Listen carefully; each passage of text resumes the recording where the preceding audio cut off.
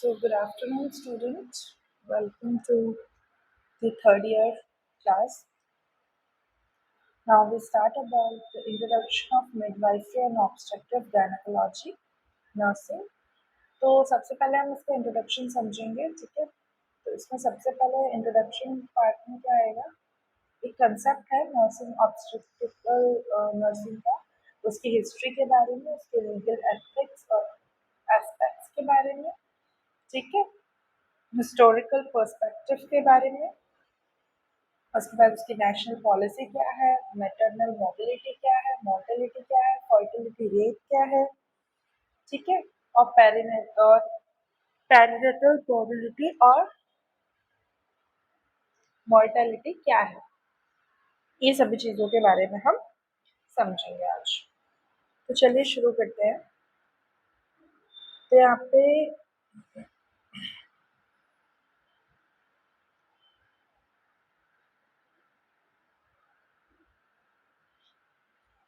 सबसे पहले आता है हमारा की टर्म्स। सबसे पहले मैं आपको बताती हूँ, देखो पहले मैं आपको इसमें मैं इसका सबसे पहले सिलेबस बताती हूँ कि इसमें हम क्या क्या पढ़ेंगे, ठीक है। सबसे पहले इसका सिलेबस देख लीजिए, थर्ड ईयर का मिडवाइफरी है।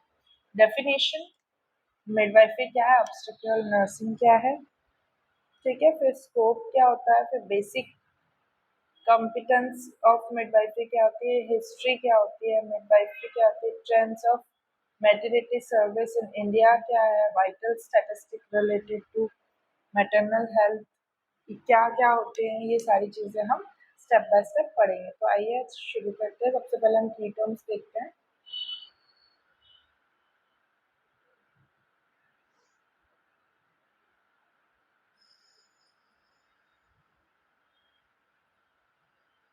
सबसे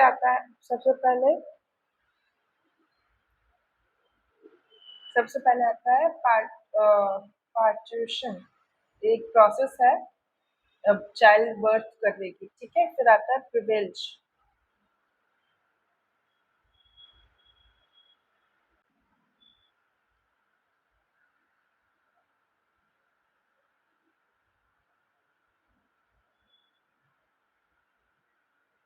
प्रिविलेज क्या है, एक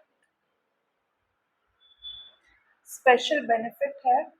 बेनिफिट एक इसका particular person of group which is not enjoy by all. देखो स्पेशल बेनिफिट होता है एक पर्टिकुलर पर्सन के, जो कि ये प्रिविलेज हर चीज को एंजॉय करना, ठीक है। जैसे प्रिविलेज मिलना, प्रिविलेज मतलब हमको मौका मिलना है ना, तो एक उसको कहते हैं प्रिविलेज। फिर रूमिंग इन एक बॉन्ड होता है, बॉन्डिंग जिसे हम कंगारू मदर केयर भी कहते हैं, न्यू बॉर्न और मदर के बीच में।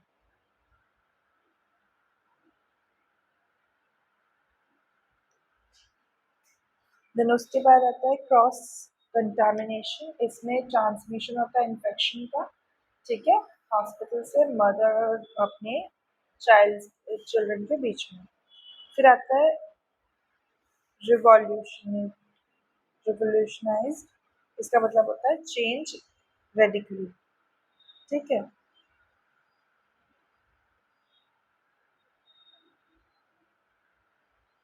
फिर आता है प्रीनेटल, प्रीनेटल मतलब होता है बच्चा पहले ही जेस्टेशनल एज से पहले ही पैदा हो जाए, जैसे 20 या 28 वीक में ही बच्चा पैदा हो जाता है।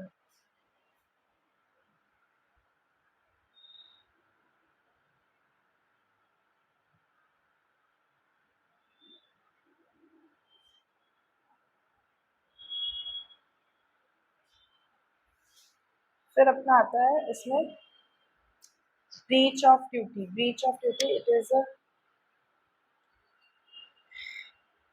Is a failure of satisfied ethical and moral obligation, ये एक फेलियर मोरल ऑब्लिगेशन है, ठीक है। इसका फिर आता है डिलेमास, डिलेमास मतलब एम्बैरेसिंग सिचुएशन, ठीक है। एम्बैरेसिंग सिचुएशन जिसे हम एम्बैरेस होता है, डिफिकल्ट सिचुएशन आ जाना, ठीक है। देखो, मॉर्बिडिटी होता है डिजीज कंडीशन, मोर्टेलिटी होता है डेथ, फर्टिलिटी होता है कैपेबिलिटी टू प्रोड्यूसिंग ऑफस्प्रिंग।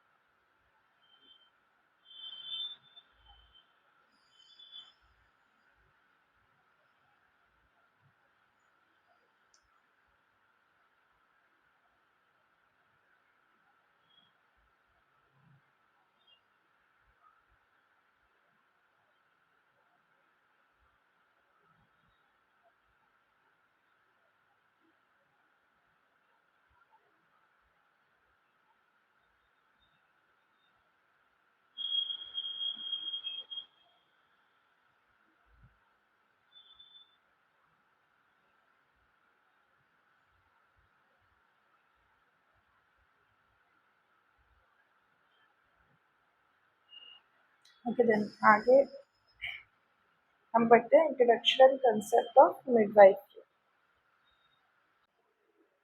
सो यहाँ पे इंट्रोडक्शन क्या है the international Confederation of Midwives developed definition of the term midwife is 1972. The International Federation Gynecological and Obstetrician is IFGO World Health Organization adopted 1973 में इसको adopt किया था।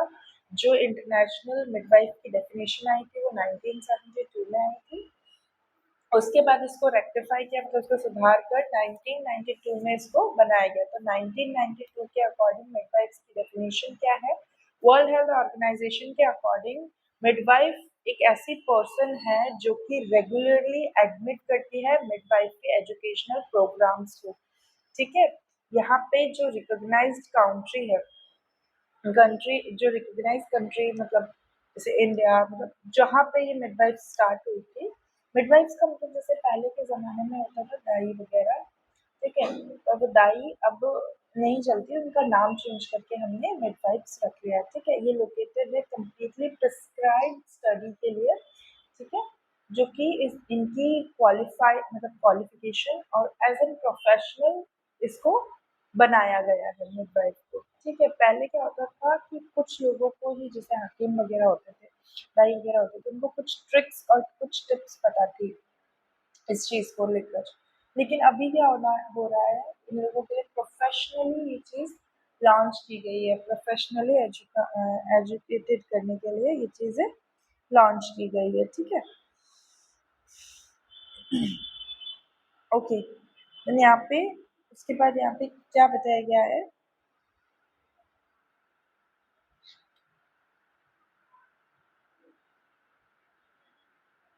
मिडवाइफ की independent practitioner needs क्या क्या है, कौन कौन सी क्वालिटीज होनी चाहिए उनमें? तो यहाँ पे क्या है? Skill of midwife, promotion of health, assessment of capacity, managing care ability, independent action ability, initiating the action of other, undertaking care prescribed by doctor, communication skill अच्छा होना चाहिए, team of spirit होना चाहिए, leadership होनी चाहिए।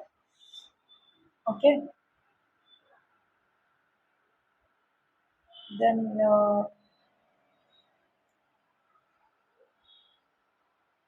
Ethical issues नहीं होने चाहिए विजिटर्स के साथ। ओके, देन आगे realizing the responsibility of a midwife,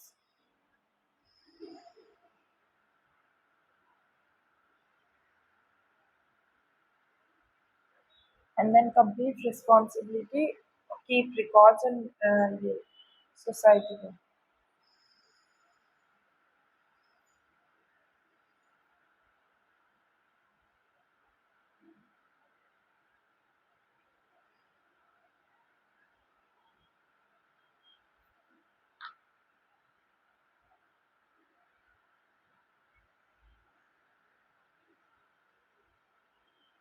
फिर हम बात करते हैं उनकी क्वालिटीज के बारे में। क्वालिटीज क्या है? देखो, यहाँ पे ये जो नर्सिंग क्वालिटीज है इनको समझना। हम जैसे फंडामेंटल पढ़ते हैं तो उसमें हम नर्सेस की रिस्पॉन्सिबिलिटी और रोल्स पढ़ते हैं ना, ठीक वैसे ही यहाँ पे भी ऑब्स्ट्रक्टिव का मेन जो पार्ट है वो बताया गया है।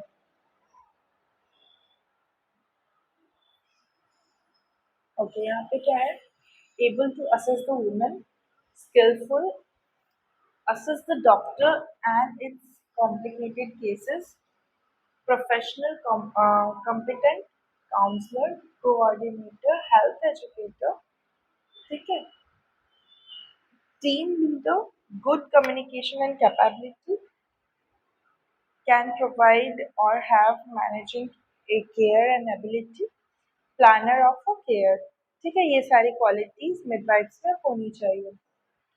क्या कैसे मिडवाइफ जो है एजुकेट और प्रैक्टिस में वो बन सकती है? देखो, midwife as an educate practitioner should have privilege to attending statutory periodic refresher course, जैसे कि in service education within widen and update the professional knowledge। कैसे आप अपना प्रोफेशनल और नॉलेज अपडेट कर सकती है ना, इस तरीके से। तो यहाँ पे मिडवाइफ्स को इस तरीके से बताया गया है, ये सर्विस एजुकेशन देती है, ठीक है, उनको बुक्स, जनरल और डिस्कशन, जब ड्यूरिंग दी उनकी ट्रेनिंग, जब हम लोग उनको पढ़ा, जब भी मिडवाइफ्स को पढ़ाए तो as an professional outstanding portion में उनको पढ़ाना है, ठीक है। तो वो इससे क्या होगा, वो प्रैक्टिस में जो भी हमने थ्योरी दी है कुछ सही तरीके से पढ़ पाएंगे और समझ पाएंगे, ठीक है। ये बताया गया है। रिवॉर्ड्स क्या क्या है मिडवाइफ के होने की? किसी भी इंडिविजुअल की एक यूनिकनेस होती है। मिडवाइफ क्या करती है, नॉर्मली एक उनका ये प्रिविलेज है, उनको ये अपॉर्चुनिटी मिली है, तो वो क्या करती हैं, चाइल्ड को डिलीवर कराने का उनको प्रैक्टिस होती है और हर चीज उनके पास ये टेक्निक होती है, प्रॉपर तरीके से वो ये सारी चीजों को करवा सकती है, ठीक है। तो नेक्स्ट हम बात करते हैं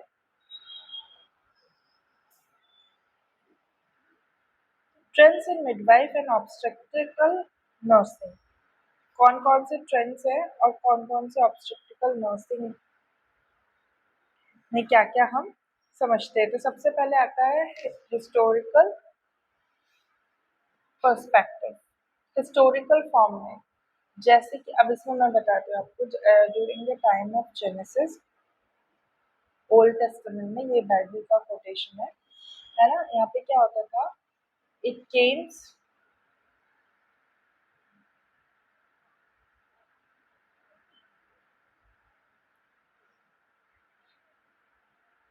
it came to pass when she was in hard labor that midwives said unto her, fear not, Rachel, it is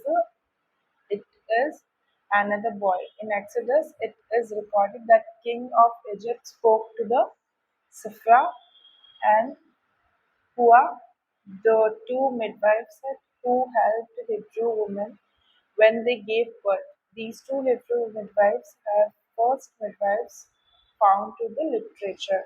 देखो, ये बाइबल के अकॉर्डिंग था। मिडवाइफ्स क्या होती है, ह्यूमन स्पीशीज होती है। आर्कियोलॉजिकल एविडेंस के अकॉर्डिंग वो वुमेन जो है स्क्वाटिंग पोजीशन परफॉर्म करती है, स्क्वाट लगाते हैं ना जिम में, जैसे वैसे स्क्वाट से हम जिसको ऐसे पैर नीज को फोल्ड करके बैठते हैं, उस पोजीशन में बैठ के चाइल्ड को बर्थ करती थी, ठीक है। तो अब क्या, फिर बाइबल के अकॉर्डिंग मिडवाइफ्स आने लगी। इसके बाद हिपोक्रेट्स क्या कहते हैं, एक साइंटिफिक मेडिसिन जो है, मिडवाइफ्स को बिलीव करते हैं कि उनको फिटर्स का और वूम का चीजें पता होती है ना। एरिस्टोटल के अकॉर्डिंग एम्ब्रायनोलॉजी के बारे में पढ़ना चाहिए, पढ़ाया है ना। तो ऐसे अलग अलग लोगों ने अलग अलग अपने बारे में बताया है कि किस तरीके से मिडवाइफ्स को कैसे कैसे हमको ये बताना है, ठीक है। किस तरीके से मिडवाइफ, मतलब मिडवाइफ का रोल क्या है, वही पहले जो दाइयाँ चलती थी, अब उनको एजुकेशनल और प्रोफेशनलिज्म करा के उनको क्या बना दिया गया है, मिडवाइफ्स बना दिया गया है, राइट।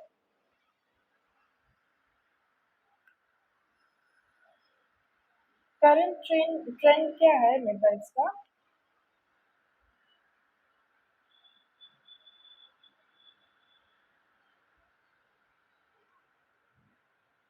यहाँ पे in our mother and grandmother days an untrained woman, neighbors, relative or friend deliver most babies at home. पहले घर में ही चलता था. Okay. Current trends क्या है? Nursing was separated into the three specialties. जैसे कि अभी क्या है, ड्यूरिंग द लेबर डिलीवरी के टाइम पे postmortem mothers as an mother काम करते हैं. Third, caring the baby, how to hold the baby और how to caring the baby.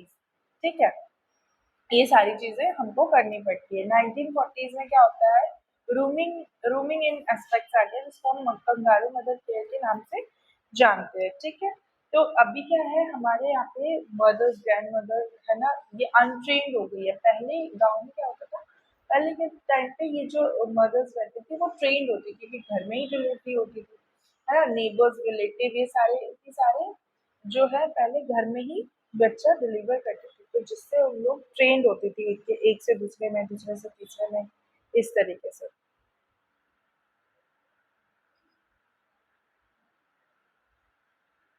सो यहाँ पे उसी तरीके से ये बताया गया है. उसके बाद आता है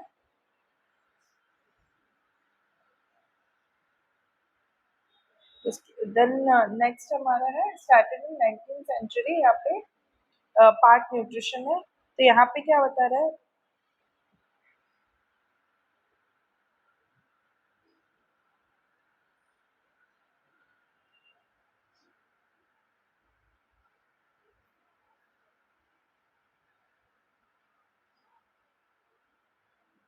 नेक्स्ट हमारा यहाँ पे आता है,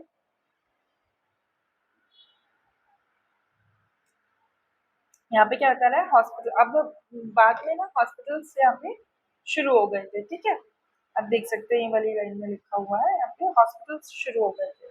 हॉस्पिटल में क्या होता है कि चाइल्ड बियरिंग और फैमिली अफेयर करना है. यहाँ पे चाइल्ड कैसे बियर करते हैं, किस तरीके से काम करते हैं, क्या होता है क्या नहीं होता है, ये सारी चीजें होती है. ठीक है, फिर आता है यहाँ पे nursing was separated into three specialities. One nurse carrying mother during the delivery, और अदर होता है कि पोस्टमार्टम मदर्स जो है वो थर्ड केयरिंग बेबी होती है. फिर आता है 1940s में रोमिंग इन कंसेप्ट आया. ठीक है, तो इसको हम कंगारू मदर केयर में हम कैलकुलेट करते हैं. फिर बात करते हैं टेक्नोलॉजी एडवांस. अब अलग सी टेक्नोलॉजीज आ गई है. ठीक है,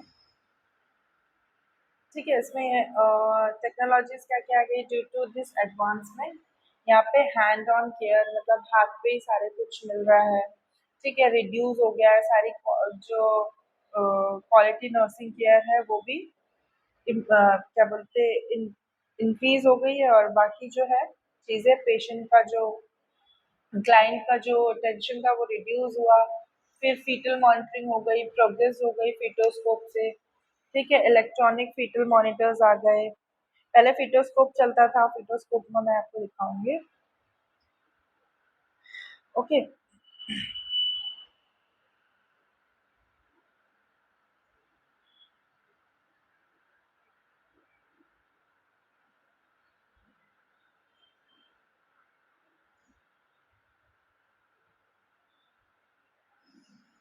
ओके, फिर यहाँ पे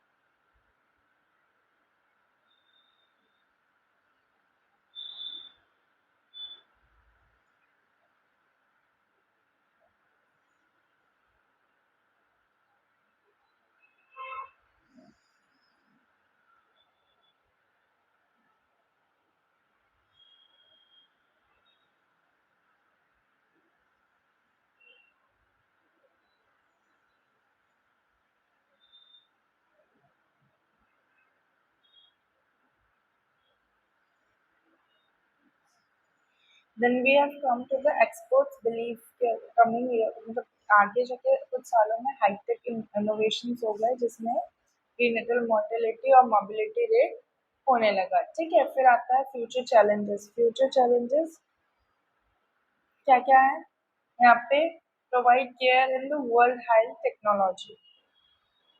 ठीक है।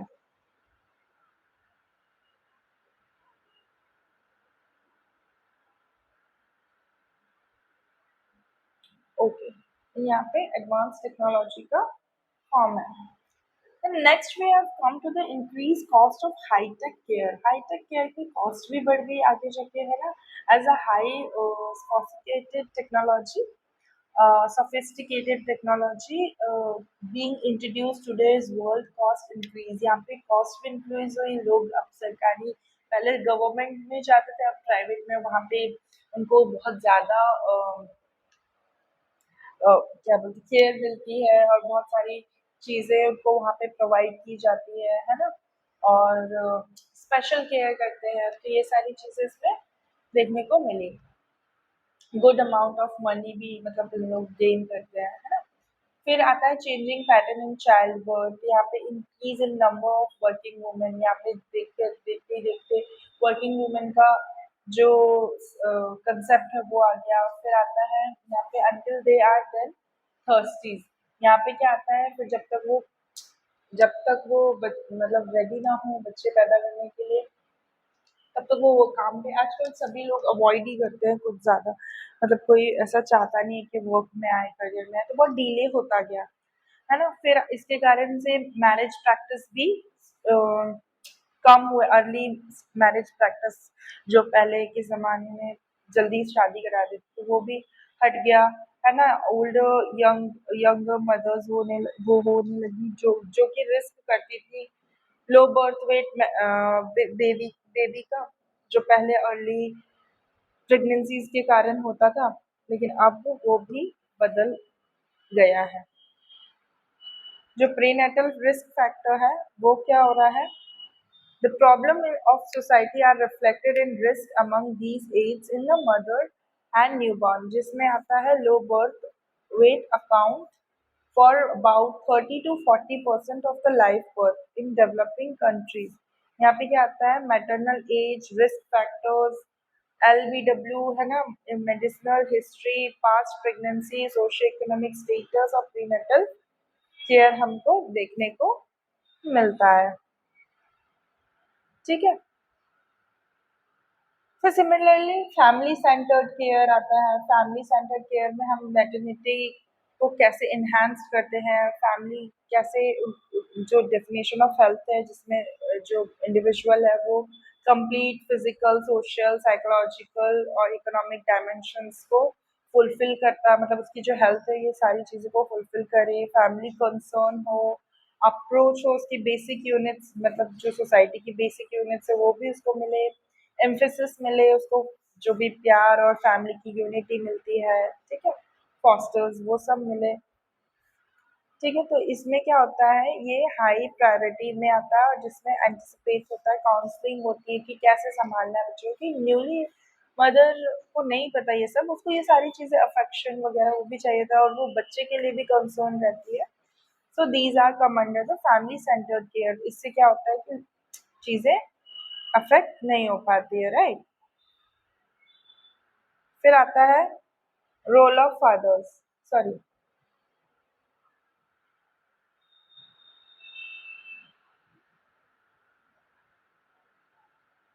यहाँ पे फैमिली सेंटर्ड केयर, यहाँ पे राइजिंग द, यहाँ पे फैमिली सेंटर्ड केयर में ये प्रॉपर दिख नहीं रहा है, मैं फिर से इसको अपलोड करूँगी। सो आज के लिए हम इतना ही करते हैं, that's it for today. Thank you class, thank you आज की क्लास के लिए। कल हम आगे से स्टार्ट करेंगे क्योंकि इंट्रोडक्टरी पार्ट चल रहा है हमारा लीगल इथिकल एस्पेक्ट से, ठीक है। और मैं इसमें और ऐड कर दूंगी कि ये वाला जो पेज है ये प्रॉपर दिख नहीं रहा है, तो आप लोगों को ईजी होगा। Okay, that's it for today, thank you.